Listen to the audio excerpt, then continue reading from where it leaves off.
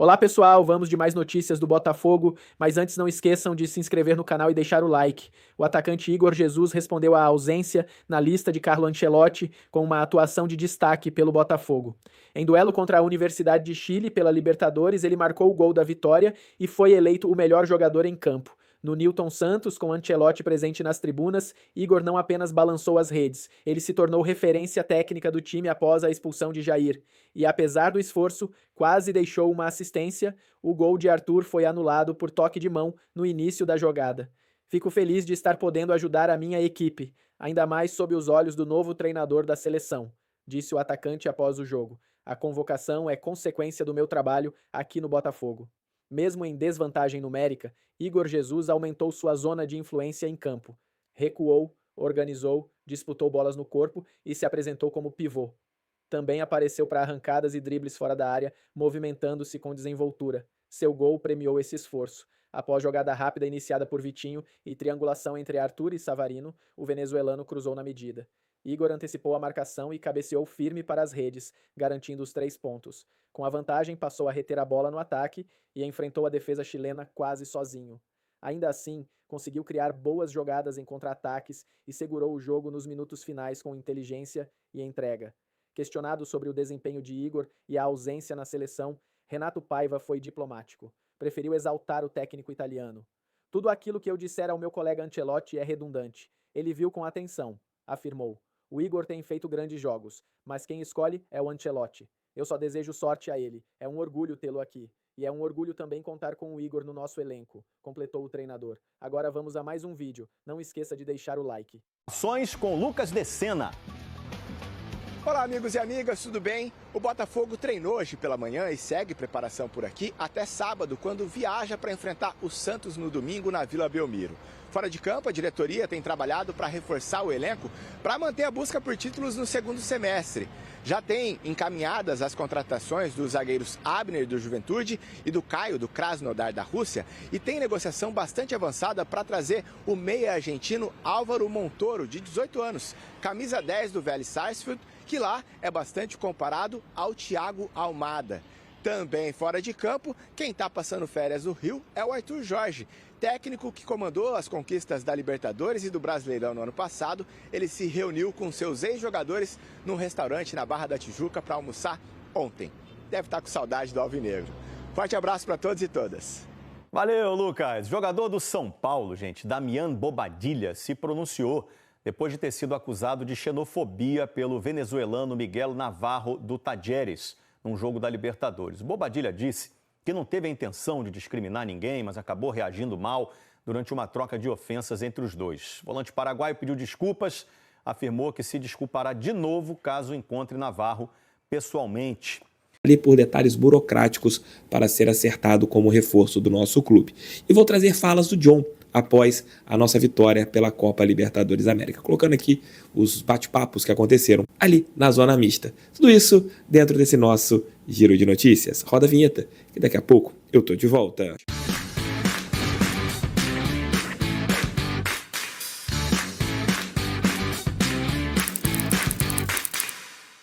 Galera, eu vou dar aquele recado para vocês da GoCase. Caso vocês estejam ali nesse período de Dia dos Namorados em busca de produtos para sua namorada, para seu namorado, você pode encontrar na GoCase e personalizar da melhor maneira possível. A GoCase é parceira do canal do TF, você encontra produtos de altíssima qualidade e, claro, se você utilizar meu cupom canal do TF, você tem descontos especiais. Entre na GoCase, QR Code está aqui na tela, vou deixar o link aqui embaixo no nosso primeiro comentário para vocês também poderem achar lá todos os produtos de altíssima qualidade da GoCase. Não conhece? Passem a conhecer. Eu tenho certeza que vocês gostaram bastante dessa parceira do canal do TF. Abro o nosso conteúdo com meu amigo Felipe Barros, da FBTV.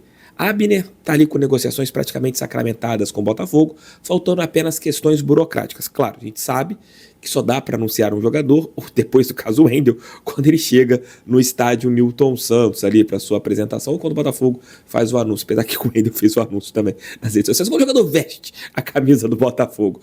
Mas vamos trazer aqui o Felipe Barros, que está sempre conosco, trazendo sempre detalhes interessantes. Ele vai falar sobre o Abner, se é ou não um bom reforço para o nosso glorioso.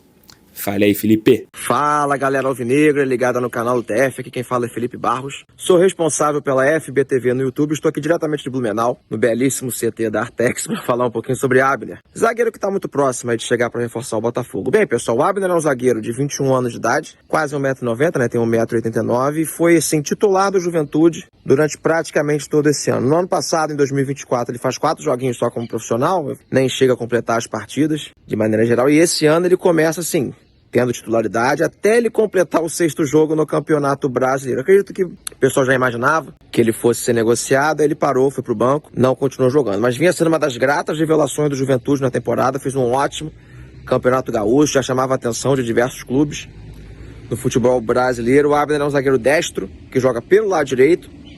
Claro, é um cara muito novo, pode acabar mudando o seu posicionamento, mas a tendência é que faça o lado direito da defesa do Botafogo. Não é um zagueiro, assim, velocista pra caramba, mas é um cara que consegue bater lá seus 30, 31 km por hora de velocidade máxima, que para um cara desse tamanho é uma boa velocidade. É um zagueiro muito firme nas disputas, forte na bola alta e tende a agregar, pelo menos em relação ao elenco do Botafogo. Eu não diria que é um cara que vai ser titular nesse ano, mas ele briga ali pela vaga de ser talvez o 2º, 3º zagueiro do elenco do Botafogo, com uma boa capacidade de evolução, vamos dizer assim, para as próximas temporadas. É uma aposta, claro, não dá pra gente cravar que vai ser um grande reforço do Botafogo, mas até pelo custo que tem se divulgado aí, eu acho que é um cara que ajuda mais uma boa prospecção do Botafogo. Beleza? Lá na FBTV no YouTube já tem um vídeo completo sobre o jogador, com números, enfim, informações que vocês precisam saber. Quem for lá, deixa o likezinho, se inscreve na FBTV, deixa o like aqui também no canal do TF. Peço desculpas, estou gravando um pouco rápido aqui para ajudar o meu amigo Thiago Frank, estou no meio do centro de treinamento dos treinos aqui do Blumenau.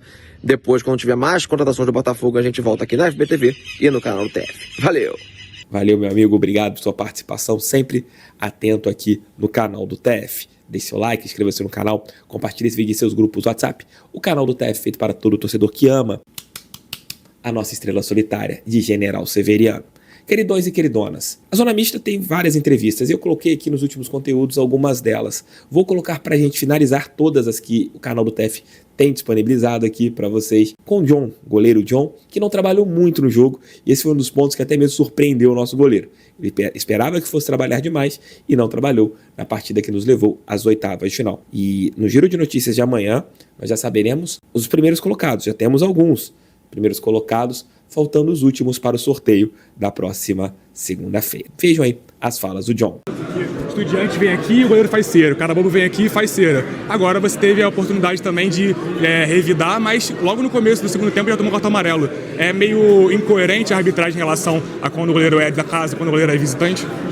Cara, o critério da arbitragem é complicado a gente falar sobre critério, né? Eu acho que o cartão amarelo ali é o mais... O 9 tá toda hora pegando a bola e ele não tava falando nada, mas eu não vejo assim, acho que tente fazer o meu melhor, para ajudar o Botafogo. Eu acho que hoje eu consegui tentar ganhar o máximo de tempo, né?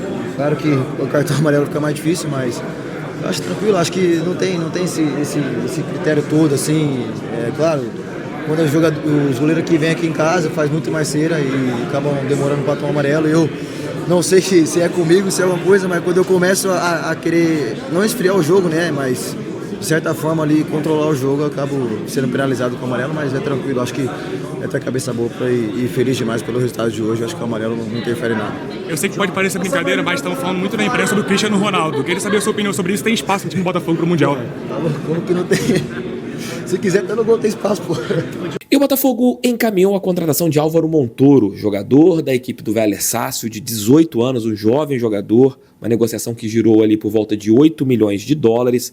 O Glorioso acertou essa contratação, está definindo ali pequenos detalhes contratuais, o vínculo vai até dezembro de 2029, a TF ele vai para o Lyon. Gente, nós sabemos que todas as contratações, os jogadores, eles têm essa possibilidade de no futuro ir para o Lyon, não sabemos quando, mas meu feeling é que o Álvaro Montoro fique algumas temporadas no Botafogo, porque ele é muito jovem. Só se ele for um fenômeno, um gênio da bola, aí não tem como segurar um jogador que é gênio, atuando aqui no futebol brasileiro por muito tempo. A gente vê o Palmeiras no caso do Estevão.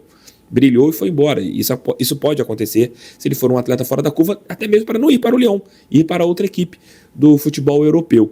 Mas falando do Álvaro Montoro, ele fecha essa contratação com o Botafogo, uma excelente contratação. TF, você é incoerente, você falou que não queria jovens jogadores. O Álvaro Montoro ele não vem para ser titular, ele vem numa hierarquia para ser o terceiro homem, talvez. Ele vem ali para crescer gradativamente, para evoluir gradativamente, ganhando minutos, experiência. Já tem rodagem na principal competição do nosso continente, que é a Copa Libertadores América, e no meu entendimento, no meu ponto de vista, foi um grande achado do Botafogo, já que é um atleta que já era monitorado por várias equipes do velho continente e já foi até mesmo elogiado pelo Scaloni, técnico da seleção argentina. Tomara que esse menino renda bem, não sinta o peso de jogar pelo Botafogo, não senti o peso de jogar numa equipe importante lá na Argentina, que era o Vélez Sarsfield.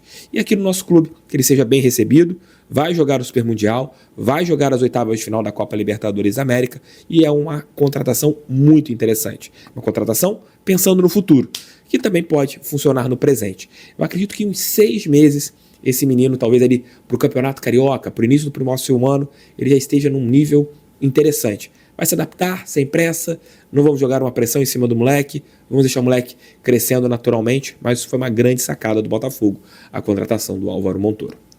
Beijo, meus amigos, beijo, minhas amigas. Por volta das 2 e pouca, 3 horas, estarei de volta hoje com o nosso Café da Tarde com o TF, já lá do meu estúdio. Eu recomendo que, para quem gosta de pagode, vejam o meu papo com o Andrezinho lá no Resenha com o TF. Música ao vivo, muita história, vocês vão gostar bastante. Foi um dos melhores papos. Futebol.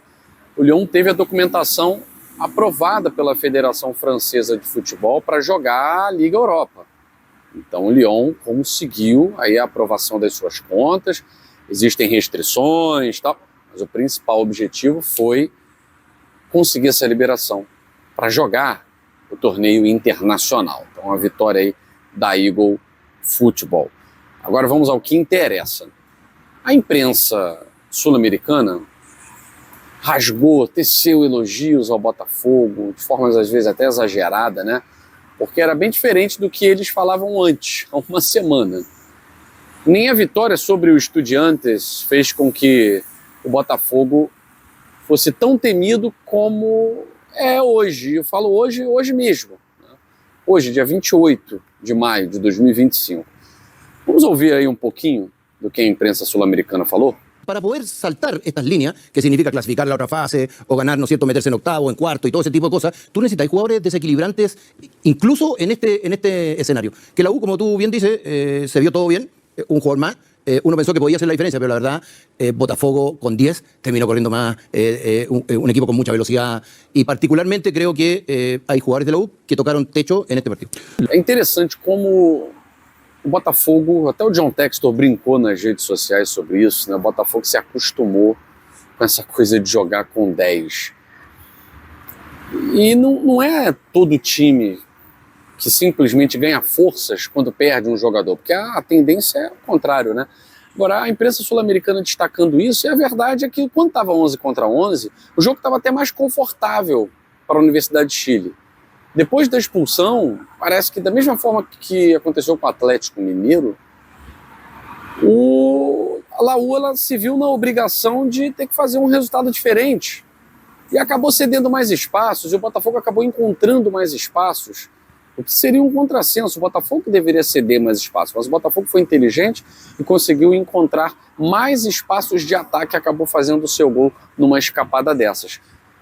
E aí fica realmente essa questão, né?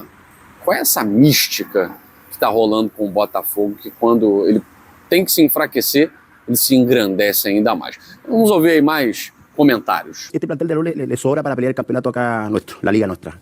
La Sudamericana la puede competir de mejor forma, pero hay un nivel de jerarquía que uno ve cuando un jugador, un equipo como Botafogo, que lo hablábamos con Johnny, que valen algunos 20 millones de dólares, lo que ganan también, y eso se refleja en la cancha. Jesús vale 15. Claro, y se refleja en la cancha a la hora de jugar con 10 jugadores, que si tú me preguntas a mí, hay una enseñanza en esto para un equipo que se puede jugar con 10 y competir de la misma forma y te generó ocasiones de gol de contra, con velocidades, con un Artur que no le puedes quitar el balón, con los jugadores que son maravillosos, que le dan gusto de verlo, pero esa es la realidad nuestra, tampoco como para decir, ¿sabe qué?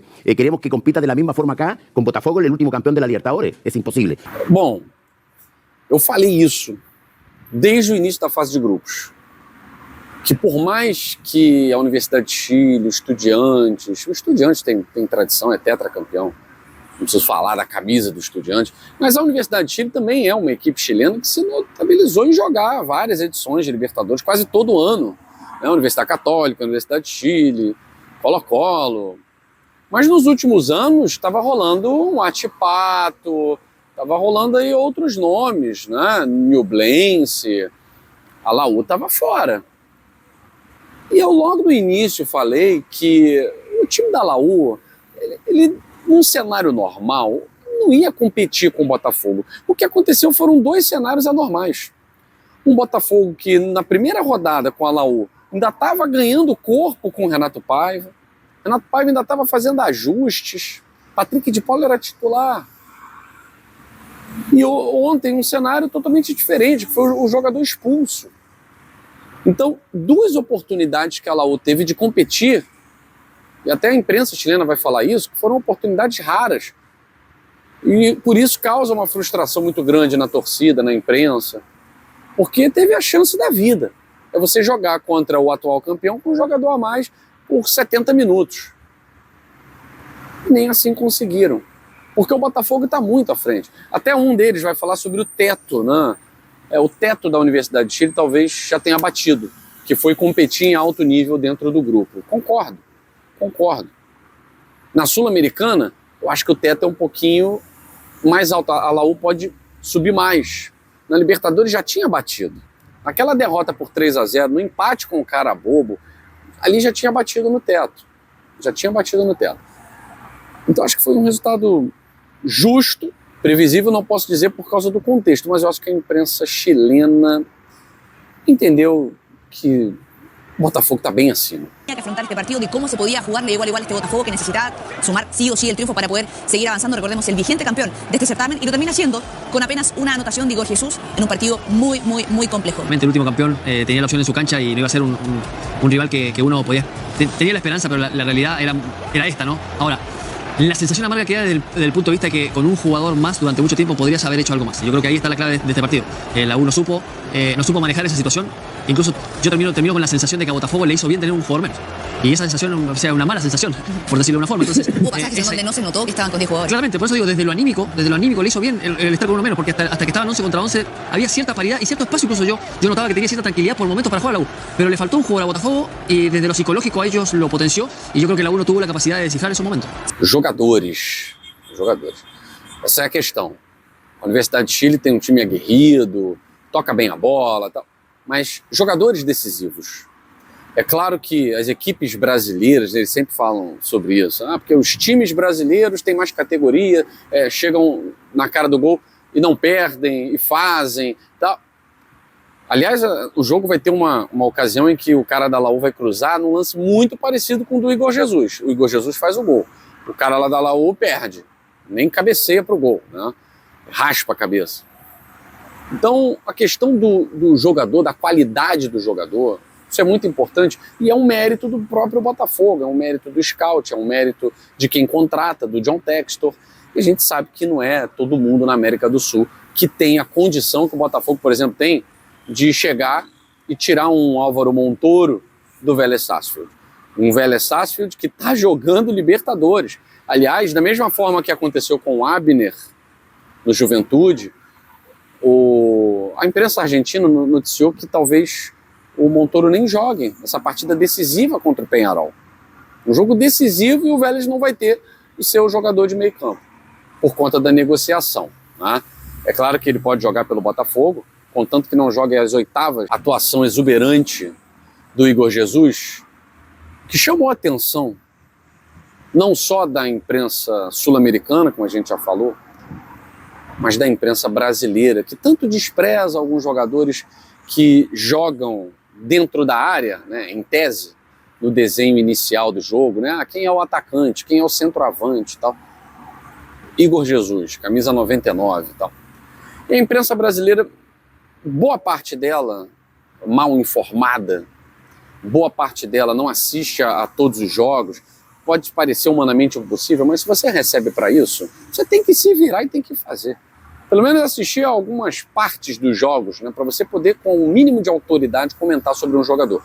O que a gente vê é pouquíssimos jornalistas na imprensa brasileira falando sobre o Igor Jesus com propriedade, com autoridade.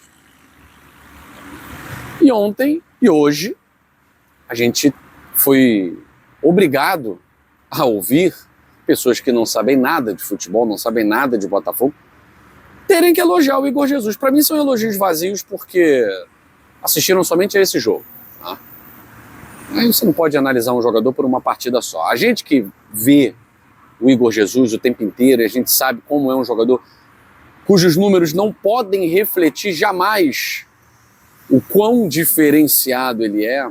Que é diferente de um Germancano, que numa temporada de 23 tem quantos gols? 70 mil. Pô, legal, o Cano é ótimo. O Igor Jesus, em 2024, tem 9 gols. Pô, não dá. 70 mil contra 9, então esse é melhor do que aquele. Não é assim que funciona. Não é assim que funciona. E na primeira edição eu falei como o Carlo Ancelotti e o Gilmar Ferreira, jornalista do Grupo Globo, Jornal Extra, ele falou que o Ancelotti ficou impressionado com o mosaico da torcida do Botafogo, com a própria torcida e com o Igor Jesus. A maneira como joga o Igor Jesus. Que é um jogador de força, é um jogador de qualidade, é um jogador que ataca, é um jogador que cabeceia, é um jogador que arma. Tanto que se nós pegarmos o scout do Igor Jesus, no SofaScore, por exemplo, a gente vai ver um altíssimo número de assistências, de pré-assistências, de participações ofensivas, porque é um jogador que participa ativamente do setor ofensivo, inclusive caindo pelos lados. E não é nenhum jogador veloz, não é nenhum ponta. Ele é um jogador completo. Não sei se tem um nome para esse tipo de jogador, né? Eu acho que centroavante já está um pouco ultrapassado, né? Mas ele é um homem do setor ofensivo, que ele é quase o setor ofensivo inteiro. E elogios merecidíssimos da imprensa mundial para Igor Jesus. Quem sabe ele passa a ter o respeito de alguns, cuja voz é irrelevante aqui para o GG.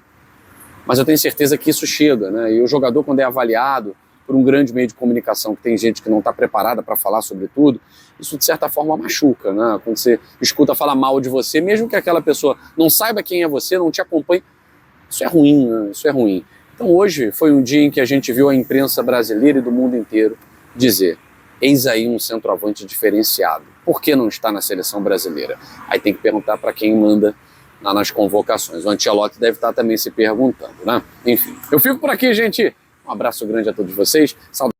O empresário do meia atacante Brian Rodrigues, do América Max, e da seleção do Uruguai, Edgardo La Sálvia, afirmou que há uma proposta de um grande clube do futebol brasileiro pelo jogador, sem citar o nome. Brian Rodrigues foi recentemente especulado no Botafogo. Ele também teve seu nome ligado ao Glorioso em julho de 2022, poucos meses após a SAF assumir o futebol alvinegro. Brian tem uma proposta formal do futebol brasileiro de um clube grande do Brasil, afirmou La Sálvia no programa Fuera de Juego, da rádio uruguaia Carve Deportiva, sem responder se o clube em questão disputa a Libertadores e sem citar nomes. Rodrigues também é alvo do Peñarol e, segundo seu empresário, estaria disposto a abrir mão de 30% a 40% do seu salário para ser emprestado ao clube que o revelou. O jogador está disputando a Copa América pelo Uruguai e foi banco na estreia contra o Panamá. Cria da base do Peñarol, Brian soma passagens por Los Angeles FC dos Estados Unidos e Almeria da Espanha. No América desde 2022, ele tem 103 jogos disputados, 23 gols e 15 assistências. Vira e mexe, aparece nas convocações da Celeste Olímpica. Versátil, o atacante uruguaio pode jogar nas duas pontas ou até mesmo mais centralizado, como referência do ataque. Presidente do América, Santiago Banhos revelou à ESPN nos últimos dias que escutará ofertas pelos jogadores da equipe, desde que elas estejam de acordo com os interesses do clube e também dos atletas. Apesar da importância do atacante no time, pesa a favor do Botafogo o fato de o América já ter todas as suas vagas para jogadores estrangeiros ocupadas no plantel, o que deve forçar os mexicanos a negociarem nomes na janela. Uma solução para o clube mexicano seria não inscrever ou negociar por empréstimo do zagueiro chileno Igor Lichnowsky, que sofreu uma ruptura de ligamento e só deve retornar em fevereiro ou no início de março. E você, torcedor, o que acha da situação de Brian Rodrigues? Deixe sua opinião nos comentários.